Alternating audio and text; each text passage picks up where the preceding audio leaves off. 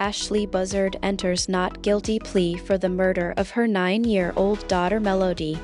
In a tense Santa Barbara County Superior Court hearing on December 26, 2025, Ashley Buzzard, a 40-year-old California mother, entered a not guilty plea to first-degree murder charges for the death of her 9-year-old daughter, Melody. The courtroom erupted in shocked gasps and cries as the plea was announced, underscoring the emotional weight of the case.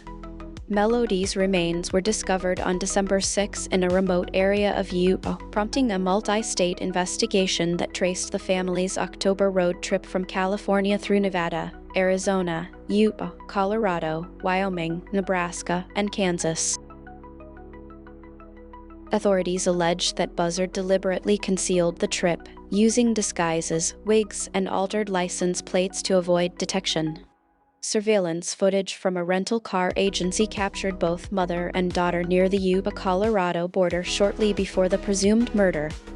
On Deck 6, a couple found Melody's decomposed body on State Route 24 near Caneville, Utah. A criminal complaint described the killing as a highly planned, sophisticated, and professional act, emphasizing the cruelty involved. Forensic evidence proved crucial. Ballistics experts matched cartridge casings recovered near the Utah site to a casing previously found in a search of Buzzard's Vandenberg Village home. A live round of the same ammunition was recovered from the rental vehicle, and DNA testing confirmed a familial link between Buzzard and the remains. Despite this, Buzzard remains uncooperative, offering no credible explanation for her daughter's disappearance and refusing to provide a motive. Buzzard was arrested on Deck 23 at her Santa Barbara residence and is being held without bail.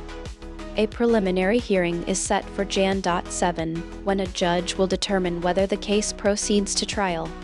The prosecution argues that the intent to kill originated in Santa Barbara County, justifying a local trial even though the murder occurred out of state. Meanwhile, the community continues to grapple with the tragedy, with families, volunteers, and law enforcement agencies reflecting on the senseless loss and the complex, cross-state nature of the investigation.